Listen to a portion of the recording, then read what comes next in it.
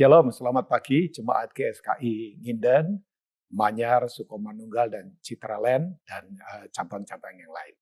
Saya bersyukur pada Tuhan boleh diberi kepercayaan kembali untuk berbagi isi hati Tuhan. Ya, saya berterima kasih buat Pastor Aswin dengan semua jajaran diaken yang ada di jemaat ini.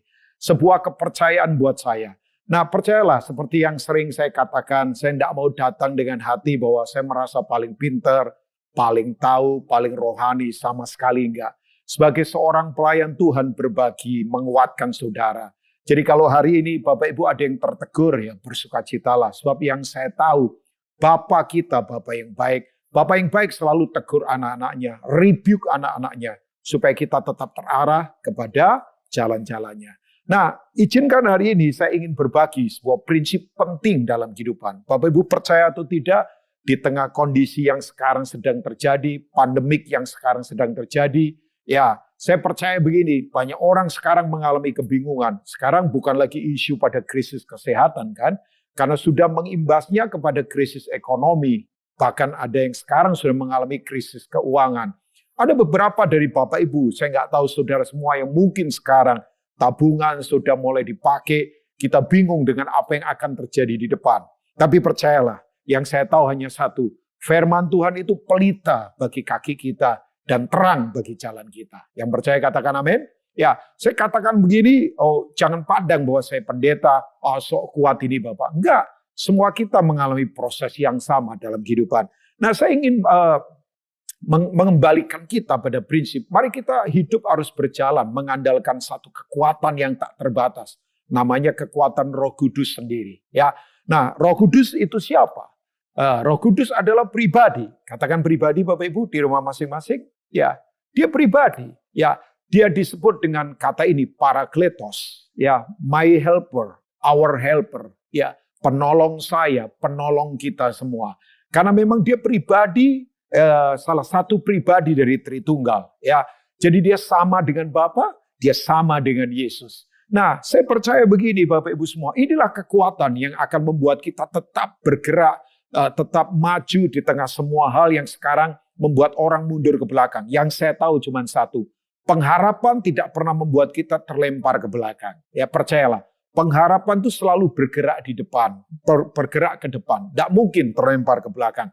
Nah, saya ingin membacakan buat Bapak Ibu semua ayat-ayat yang ada di Kisah Rasul pasal yang pertama. Ya, kalau saya boleh berkata, arsitek dari gereja di jemaat mula-mula adalah Roh Kudus sendiri, Holy Spirit. Ya, bahkan kalau saya boleh berkata, ini Bapak Ibu semua, kitab Kisah Rasul itu sampai hari ini belum selesai. Ya, karena Roh Kudus masih terus bergerak, memakai hamba-hambanya, para rasul, para nabi, para gembala, para penginjil, para guru yang sampai hari ini. Maksud saya begini, bukan kemudian Pak Rubin kok kitab Kisah Rasul maksudnya belum selesai. Secara rohani saya berkata, ini terus sedang berjalan ya. Karena ini memang eranya Roh Kudus. Nah, waktu Yesus kemudian mau naik ke surga, kita tahu kan?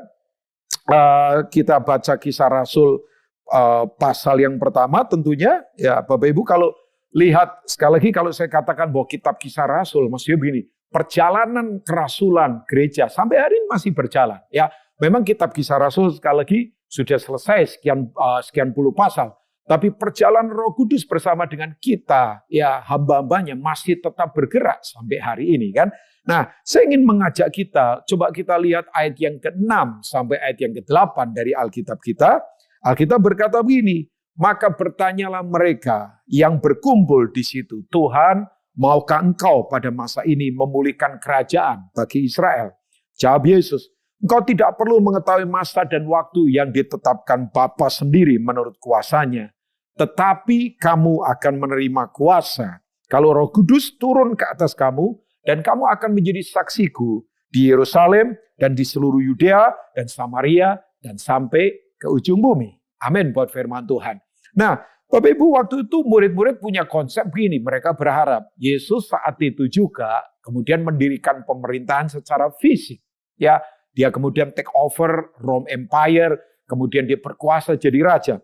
Padahal konsep kerajaannya dia bukan begitu, bukan konsep kerajaan yang otoriter lah, yang kemudian fisikal pakai senjata fisik, bukan itu. Ya, konsep kerajaannya dia adalah manifestasi karakternya yang betul-betul dialami dalam setiap kehidupan kita. Nah, dari ayat-ayat ini Bapak Ibu, saya ingin coba akan sodorkan beberapa hal. Saya teringat satu hamba Tuhan senior yang sudah pass away. Saya hormati, dia punya ministry, beliau punya ministry, namanya Billy Graham, Reverend Billy Graham. Ya, kita tahu dia adalah seorang penginjil, meninggal di usia lebih dari 90 tahun, tapi konsistensi pelayanannya sangat luar biasa. Bahkan orang ini sangat simpel hidupnya. Dia tinggal di kawasan yang sederhana, cara hidupnya juga sederhana, tapi impact-nya begitu luar biasa. Satu kali dia menulis buku, ya judulnya adalah Serangan Badai. Itu buku ditulis sekian puluh tahun yang lalu. Tapi apa yang dia tulis karena ilham dari Roh Tuhan. Bayangkan ya, hari-hari ini banyak sedang dikenapi. Nah, salah satunya dia bertanya begini, sebuah pertanyaan yang memukul saya sebagai seorang hamba Tuhan. Dia berkata begini, kalau Roh Kudus sekarang ini ditarik dari gereja, maka dia berkata, 95% gereja tetap berjalan seperti biasa. Tidak rasa apa-apa. Why? Kenapa? Mengapa? Ya karena begini, manajemen bagus, kemudian begini, profesionalnya para pelayan, kemudian apalagi dana ada, kemudian apalagi fasilitas oke, ya kan? Nah, pertanyaannya waktu dia berkata begitu, iya, saya terpukul, saya berkata, saya membangun kehidupan pelayanan di atas dasar apa? Ya, sebab kalau kita tidak dituntun oleh Roh Tuhan, ya kita tidak akan bisa apa-apa. Kita tidak punya kuasa. Kata kuasa yang Yesus pakai di situ, itu menggunakan kata, saya yakin yang suka belajar teologi pasti tahu, menggunakan kata dunamos. Ya, sebab ada kata lain namanya exousia yang ada di Yohanes pasal pertama. Tapi dia pakai kata dunamos. Dunamos itu apa? Ada daya ledak yang hebat. Dari kata itu kita tahu muncul kata dynamite, ya, ledakan yang tidak bisa dikalahkan oleh apapun. Dan itu ada di dalam kita, bayangkan. Wow. Nah, saya ingin berbagi buat Bapak Ibu semua. Kenapa penting hidup dipimpin oleh Roh Tuhan? Ya, Roma pasal 8, kalau kita lihat sebentar di ayat yang ke-14, saya yakin tim media pasti akan tampilkan di screen. Tapi let's see, Roma pasal yang ke-8, kita baca ayat yang ke-14 dari Alkitab kita. Bapak Ibu yang ada di rumah, boleh baca ayat-ayat ini. Nah, semua orang yang dipimpin oleh Roh Allah adalah anak Allah. Wow, kita anak Allah loh bayangkan. Ya, tapi mau dipimpin oleh Roh Allah, bukan dipimpin seenak-enaknya sendiri, dipimpin oleh Roh Tuhan. Sebab kamu tidak menerima roh perbudakan yang membuat kamu menjadi takut lagi, tetapi kamu telah menerima roh yang menjadikan kamu anak Allah. Oleh roh itu kita bisa berseru, ya Aba, ya Bapa. Bayangkan, kita sekarang ada di masa yang tidak gampang kita jalani. Nah, Bapak Ibu, dari ayat-ayat ini, saya akan coba tarik beberapa prinsip penting ini. Ya. Nah, yang pertama ternyata memang di dalam Roh Tuhan, kita itu akan mengalami kemerdekaan yang betul-betul merdeka. Bayangkan. Ya, jadi begini, lawan dari kemerdekaan adalah perbudakan. Ada seorang penulis psikologi, dia berkata begini, orang dalam masa stres, kalau tidak menemukan the meaning of life, makna kehidupan, maka orang itu akan gampang hancur, putus asa. Bahkan bisa mengarah ke bunuh diri karena depresi. Karena tidak mengalami apa itu makna kehidupan. Nah, saya tahu ini pandemik ini sebuah kejadian yang aneh menurut saya. Ya, sebab bukan hanya terjadi di Indonesia kan kita tahu, tapi seluruh dunia. Dan semua orang belum punya pengalaman untuk menangani ini. Bayangkan, sesuatu yang kita hadapi, yang dimana kita belum punya pengalaman, itu tidak gampang loh Bapak Ibu semua. Tapi percayalah, ada kekuatan yang begitu luar biasa. Yaitu begini, bahwa Roh Tuhan itu yang pertama, membuat kita punya kemerdekaan. Ya, ada kekuatan yang luar biasa. Nah, kemerdekaan itu apa sih sebetulnya? Kemerdekaan itu bukan begini, ini hak saya. Apa yang saya mau saya harus kerjakan kan? Tidak ada. Kemerdekaan itu adalah kekuatan untuk kita bisa melakukan kewajiban kita di hadapan Tuhan. Ya, nah yang saya tahu, orang kalau tertib melakukan kewajibannya, itu tanda orang itu dewasa. Nah, kalau orang dewasa, ya tandanya dia akan kuat menghadapi semua hal dalam kehidupan. Nah, saya ingin mengajak kita, Bapak, mari kita berpikir, Pak Rubin, kenapa penting kita merdeka? Kita kalau baca kitab Roma, background dari kitab Roma itu tidak gampang. Jemaat Roma adalah jemaat yang waktu itu menghadapi aniaya yang tidak gampang. Ya, Apalagi waktu ada satu kaisar, menurut saya ini orang ini sakit jiwa, namanya Kaisar Nero. Itu jemaat dianiaya dengan cara yang luar biasa, bayangkan. Mereka kalau ngaku misalnya ditanya, siapa kuriosmu? Makanya kata kurios itu kan penguasa. Itu dari kata itu muncul kata kaisar sebetulnya. Ya, Tuhan adalah kurios, penguasa tunggal. Jadi kalau mereka berkata Yesus, mereka diseret, bayangkan, untuk kemudian dikasih makan singa-singa liar. Ya, coba mereka kadang digantung di suluh untuk kemudian dijadikan penerangan buat pertandingan-pertandingan mereka kan. Orang Romawi kan suka bikin acara di gelanggang pertandingan. Nah, itu salah satunya penerangannya adalah orang-orang Kristen yang disulut, bayangkan. Coba kekejaman yang begitu luar biasa. Tapi yang terjadi begini, orang Kristen tidak ada ketakutan sama sekali. Mereka berjalan bersukacita, mereka tertawa, mereka bahagia. Kekuatan dari mana itu? Itu kekuatan dari Roh Tuhan. Ya, mereka punya kemerdekaan yang luar biasa. Makanya kalau Bapak Ibu baca dalam sejarah, jemaat Roma itu bukan didirikan oleh orang-orang hebat. Ya, misalnya jemaat Roma bukan didirikan oleh Paulus kah, oleh Petrus kah?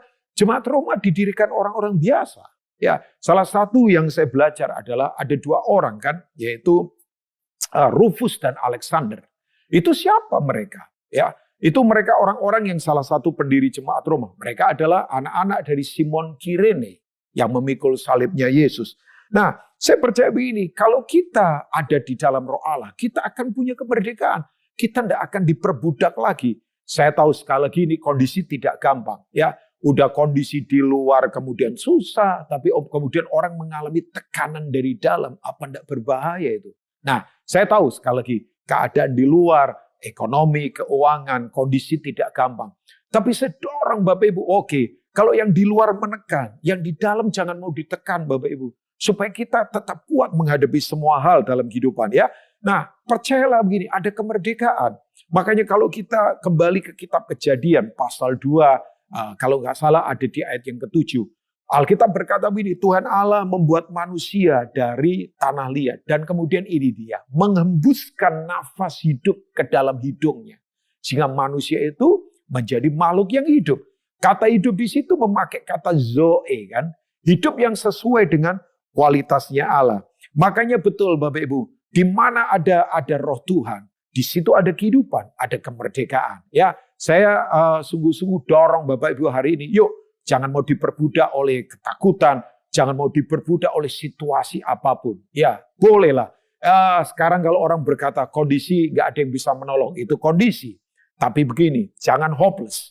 Ya, boleh kondisinya sepertinya kayaknya nggak ada pertolongan ya dari luar. Tapi percayalah begini, jangan kita putus asa. Sebab ada kekuatan dari Tuhan yang ada di dalam kita. Yang percaya katakan amin Bapak Ibu ya. Nah, kalau kita kembali lagi Bapak Ibu, saya misalnya kasih contoh. Saya dalam anugerah Tuhan sempat beberapa saat ya pergi ke Jepang. Ya udah cukup lama Bapak Ibu ya. Waktu itu ada beberapa anak yang ajakin saya ke sana. Bapak Ibu kalau saya lihat di Jepang, kita tahu lah ya. Jepang itu terkenal dengan misalnya teknologinya, transportasinya bagus. Ada satu kereta yang terkenal kan di Jepang. Kereta itu cepat sekali, namanya Shinkansen. Ya, kecepatannya 340 km per jam. Bayangkan. Ya, tapi terakhir saya dengar China bikin lebih cepat dari itu. Ya, wah, cepatnya luar biasa. Coba bayangkan, sampai menit saja, menit bahkan kadang detiknya itu bisa tepat dihitung. Ya, nah pertanyaan saya, kenapa kereta bisa cepat?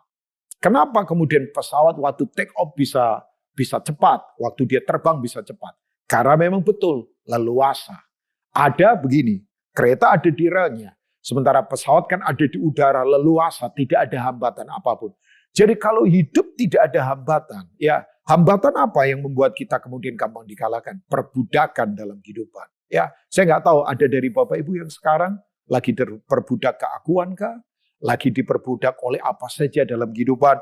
Yuk, mari kita kembali kepada prinsip ini. Roh Tuhan membuat kita merdeka dalam kehidupan. Ya, jadilah orang yang begini, kemerdekaan sekali kekuatan untuk melakukan kewajiban kita. Di tengah situasi seperti sekarang ini pun, kita jangan khawatir. Kita tetap akan punya hati yang bisa memberi, kita akan tetap punya hati yang sungguh-sungguh bisa bersukacita, sebab ada kemerdekaan di dalam kita. Yang kedua, Bapak Ibu semua.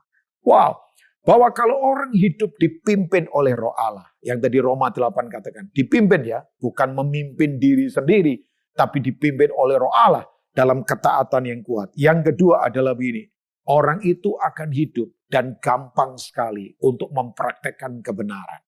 Ya, kalau saya bilang gampang itu bukan dengan kekuatan kita, tapi dengan kekuatan Roh Tuhan. Ya, makanya Alkitab berkata begini, kalau kita baca di kitab Yohanes pasal 16 ayat yang ke-13. Bapak Ibu begini, bahwa kebenaran waktu dipraktekkan, itu ada kekuatan yang tidak bisa mengalahkan kita, percayalah. What is the truth? Apa itu kebenaran sebetulnya? Ya, truth is ability to live in God lifestyle. Ya, kebenaran itu adalah kemampuan kita hidup untuk kita punya cara hidup seperti Tuhan hidup. Ya, ada gaya hidupnya Tuhan. Nah, gaya hidupnya Tuhan apa sebetulnya? Gaya hidupnya Tuhan adalah kebenaran. Nah, itu yang disebut dengan ini, muncul istilah ini, hikmat, wisdom, Sophia. Ya, kata hikmat berasal dari kata dasar namanya Sophia kan. Apa itu Sophia sebetulnya? Hikmat adalah sistem dasar pola pikir kita yang kuat dalam kehidupan. Nah, hikmat itu kalau saya boleh berkata begini Bapak Ibu, orang punya hikmat itu akan begini, menyatakan kebenaran dengan cara yang kreatif, tapi tidak berbuat dosa. Ya, jadi hikmat itu membuat kita bisa menyatakan kebenaran dengan cara yang kreatif, tapi tidak berbuat dosa. Saya masih ingat ada buku aneh sih, buku itu aneh. Ya, itu perjalanannya para martir di abad modern.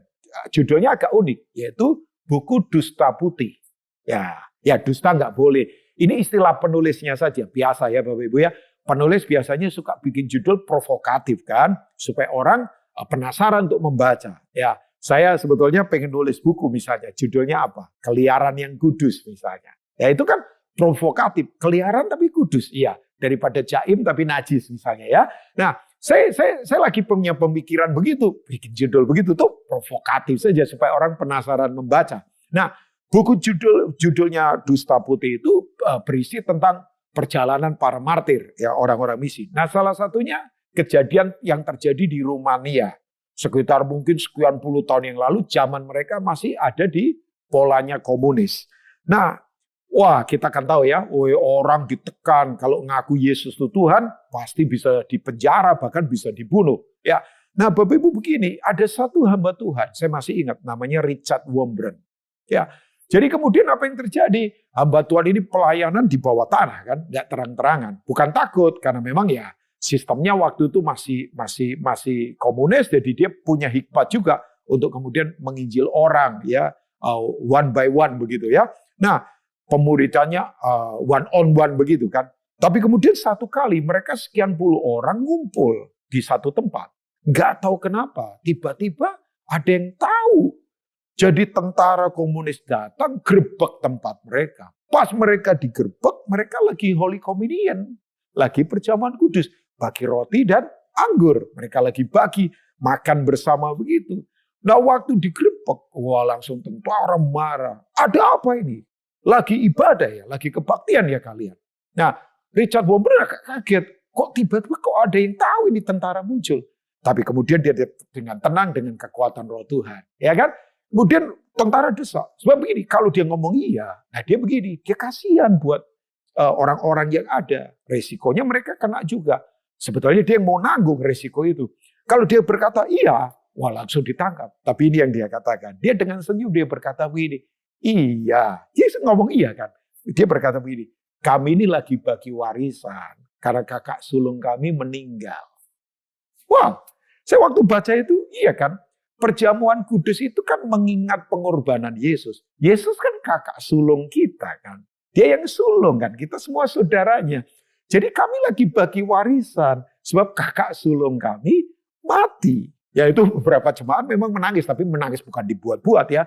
Karena memang waktu lagi perjamuan kudus mengingat bayangkan. Makanya Bapak Ibu kalau ibadah bisa bebas seperti jemaat GSKI yang ada di Nginden, Manyar, kemudian di Citraland, di Sukomanunggal, dan cabang yang lain bersyukur. Walaupun sekarang kita ini masih belum ibadah secara seperti biasa kan.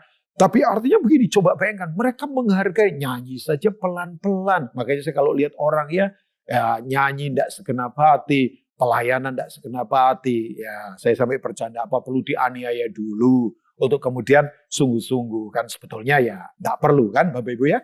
Tapi betul Bapak Ibu. Jadi kemudian waktu tentara ini mendengar, mereka kemudian terenyuh. Ya, senjata yang sudah ditodongkan mereka turunkan lagi. Oh maaf ya kami mengganggu. Silakan lanjutkan untuk mengingat kakak sulung kalian gitu ya. Saya membaca itu saya berkata, coba apa itu namanya? Hikmat. Hikmat itu ini menyatakan kebenaran dengan cara kreatif, tapi tidak berbuat dosa. Makanya hikmat itu adalah pola pikir yang kuat. Nah itu hanya bisa didapat waktu kita hidup dalam kebenaran. Saya bernubuat hari ini Bapak Ibu. Untuk para pengusaha yang sekarang ini mungkin usaha saudara lagi berat sekarang ini. Percayalah ada hikmat dari Tuhan. Percayalah ada jalan keluar yang Tuhan akan berikan. Hikmat itu akan membuat pola pikir kita jadi kuat. Karena begini, roh Tuhan bekerja. Saya percaya begini. Si hal yang rohani itu pasti akan termanifestasi pada hal yang jasmani, Bapak Ibu. Yakinlah bahwa apa yang terjadi di alam jasmani itu akibat dari apa yang terjadi di alam rohani. Dan itu terjadinya karena pikiran dan hati kita dipenuhi oleh roh Tuhan. Percayalah. Makanya kalau kita baca Yohanes pasal 16 ayat yang ke-18. Bapak Ibu bisa baca di rumah. Di screen juga pasti akan ditampilkan. Alkitab berkata begini, Yohanes pasal 16 ayat yang ke-8 ya. Saya tadi sebutkan salah ayat 18. Alkitab berkata, dan kalau ia datang, Parakletos, ya, pribadi penolong, ia akan menginsapkan dunia akan dosa, kebenaran dan penghakiman. Wow, bahkan di ayat lain berkata begini, dia akan membawa kamu kepada seluruh kebenaran, bukan separuh kebenaran. Seluruh kebenaran. Banyak orang sukanya begini. Suka kebenaran yang hanya enak-enak buat dirinya. Tapi yang gak enak, dia tidak mau. Enggak. Tuhan akan membawa kita pada seluruh kebenaran. Yang membuat kita kemudian akan kuat dalam semua kehidupan. Nah yang saya tahu begini Bapak Ibu. Orang benar waktu dia berdoa. Dengan sungguh-sungguh. Yakobus 5 berkata. Doanya pasti penuh kuasa. Yang setuju katakan amin. Kata benar memakai kata dikayusone. Dikayusone itu apa? Posisi yang benar dan adil di hadapan Tuhan. Ya, bahkan Mazmur 5 ayat yang ke-13. Bapak Ibu baca ini buat ayat profetik buat kita. Tuhan berkata begini, sebab Tuhan yang memberkati orang benar. Dia memagari dengan anugerah seperti perisai. Percayalah, orang benar tak akan pernah ditinggalkan Tuhan. My question hari ini, masihkah kita hidup dalam seluruh kebenaran? Kebenaran yang dipraktekkan itu akan membuat kita punya hikmat yang tak tertandingi. Hikmat dunia sekarang berantakan. Coba, semua sistem yang ada sekarang tidak bikin solusi. Tapi dalam Tuhan kita punya jalan keluar. Percayalah Bapak Ibu ya. Nah saya tutup dengan yang ketiga. Setelah ini kita akan berdoa bersama-sama. Saya sekali lagi dorong yuk jemaat GSKI yang ada di Ningindan, di Manyar, di Sukomanunggal maupun di Citraland dan cabang yang lain. Hiduplah bergaul erat dengan roh Tuhan. Dia pribadi yang dahsyat. Ya, punya awareness, kesadaran bahwa 24 jam dia bersama kita. Saya bukan tipikal orang yang suka freak, yang aneh-aneh, ya kan?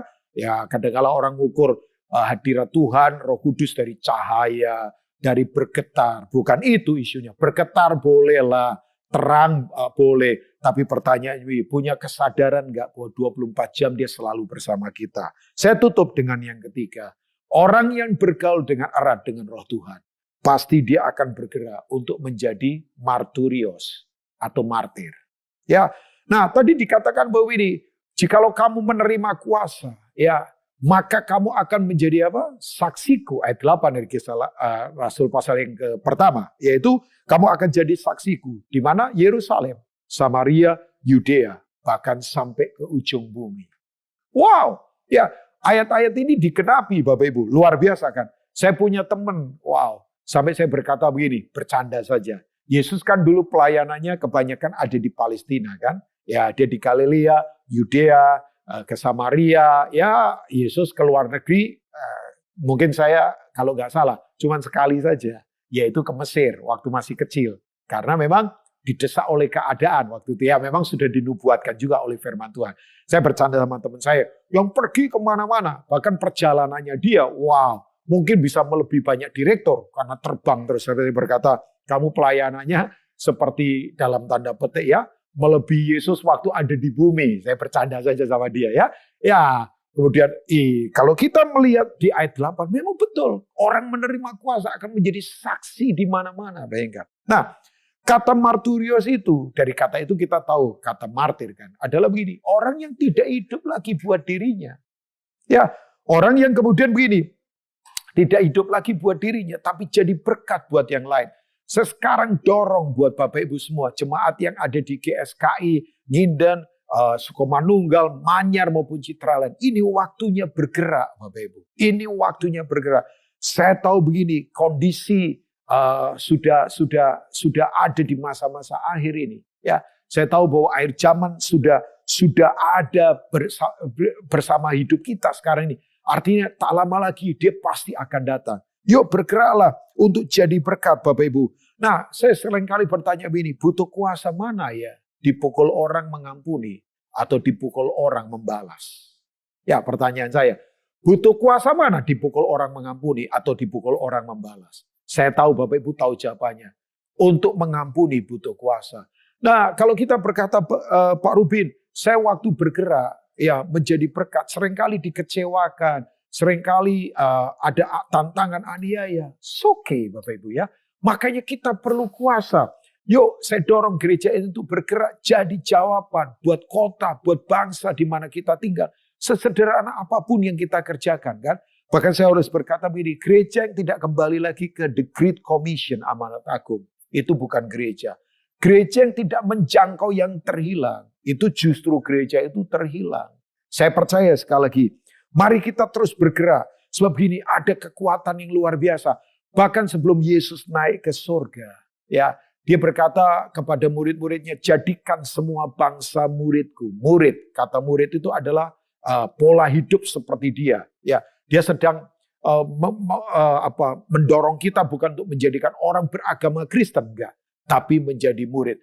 Nah, kata itu Bapak Ibu, amanat agung itu dimulai dari satu kata dan kemudian ditutup dengan satu kata hebat. Jadi perintah amanat agung ada di tengah-tengah. Tapi dimulai dari kata ini. Segala kuasa yang ada di bumi, di sorga ada dalam tanganku. Wow.